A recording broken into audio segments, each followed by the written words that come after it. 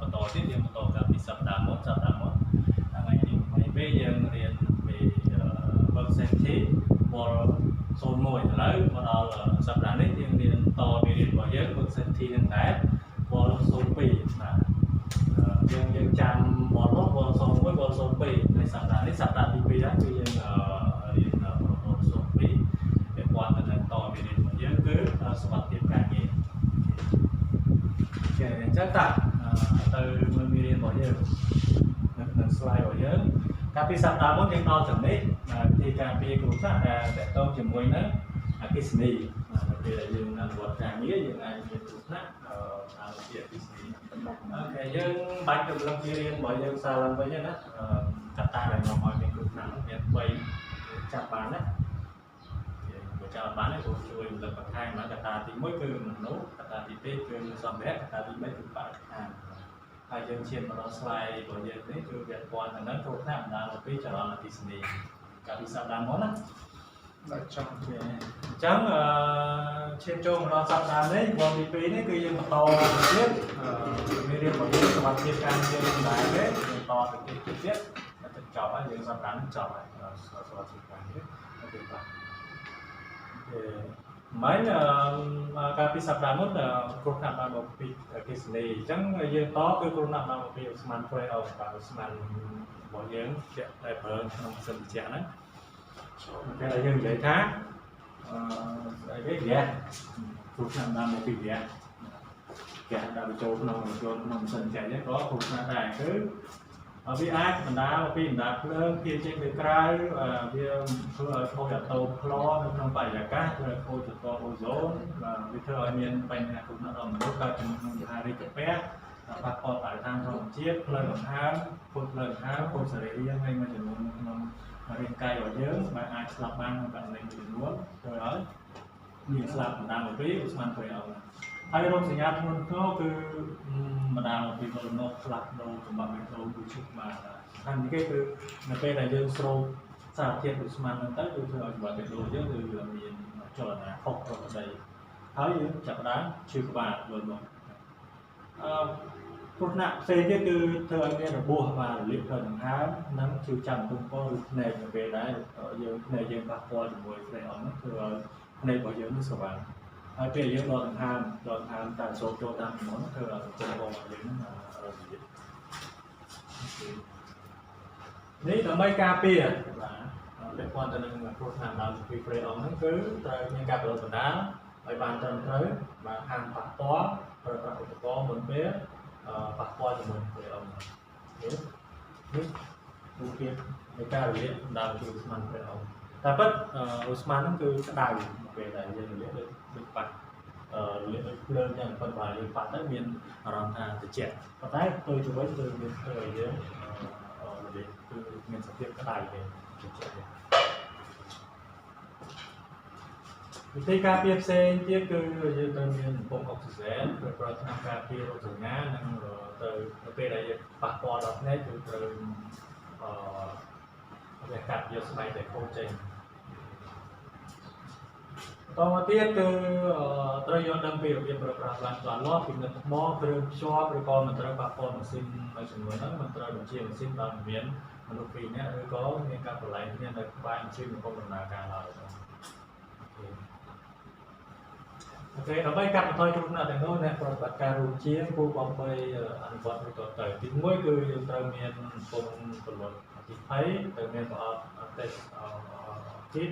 មានប្រអប់ថ្នាំពេទ្យហើយត្រូវបិទបារ៉ែកពេលដែលយើងតភ្លើងបាទត្រូវមានឧបករណ៍សម្រាប់ព្យាបាលនៅពេលដែលមានរបួសបាទដូចចេះធ្វើចលនាបេះដូងនិងផ្ដល់ដង្ហើមបាទយើងត្រូវចេះពីការសង្គ្រោះបឋមទាំងអស់នោះគឺគេហៅថាវិធីនៃការសង្គ្រោះបឋមនៅពេលដែលមាននៅក្នុងរោងជាងឬក៏នៅក្នុងយានដ្ឋានរបស់យើងគឺត្រូវមានជំនាញនិងចំណេះដឹងបឋមបែបណាមានឧបករណ៍បែបហ្នឹងទុកនៅក្នុងរោងជាងរបស់យើងដើម្បីការពារពេលដែលមានការឡើងភ្លាមគឺយើងអាចជួនទៅដល់មន្ទីរពេទ្យគឺបានគឺយើងត្រូវចេះវិធីការសង្គ្រោះបឋមទៅអូខេចំណុចមួយទៀតគឺយើងត្រូវចាញ់ 5S បាទចំណុចនៃជាគោលការណ៍ជាទ្រឹស្ដីសំខាន់បំផុតដំបូងសម្រាប់ អ្នកបច្ចេកទេសទាំងអស់គឺត្រូវតែទាំងអស់ទីមួយគឺ classify បាទភាសាជប៉ុននេះ series នេះគឺនិយាយថា classify មួយវាចង់ទុកដាក់តាមផ្នែកតាមលំដាប់តាមផ្នែកតាមលំដាប់គឺសម្រាប់មកនិង standard ហើយយើងចេះទាំងអស់គ្នាណា file ហ្នឹងបើចាំយើងជួយបកស្រាយ HR នេះយើងបានចូលក្នុង file ហ្នឹងមកដោយការពី volume ទី1បានប្រាប់ថាយើងត្រូវកន្លែងណាដើម្បីធ្វើ file ហ្នឹងចឹងយើងនៅក្នុង wall នេះគឺយើងអាចដឹងថា file មានអត្ថន័យយ៉ាងម៉េចយើងអាចយកទៅប្រើប្រាស់បាននៅក្នុងរូបជារបស់យើងបាទទីមួយគឺសម្រាប់សម្រាមសម្រាប់ធ្នាប់សម្អាតហើយនឹងស្តង់ដារអនាម័យហើយប្រព័ន្ធបានត្រឹមត្រូវនៅអ្វីដែលជាកំណត់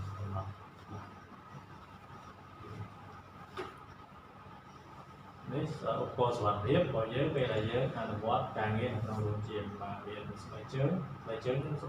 មានក្បាលដៃទេពេលដែលធ្លាក់អីវ៉ាន់ធ្លាក់ឧបករណ៍អីទៅវាអត់ទៅជើងយើងទៅពាក់ស្រោមដៃហើយសម្ភារបំពាក់សុវត្ថិភាព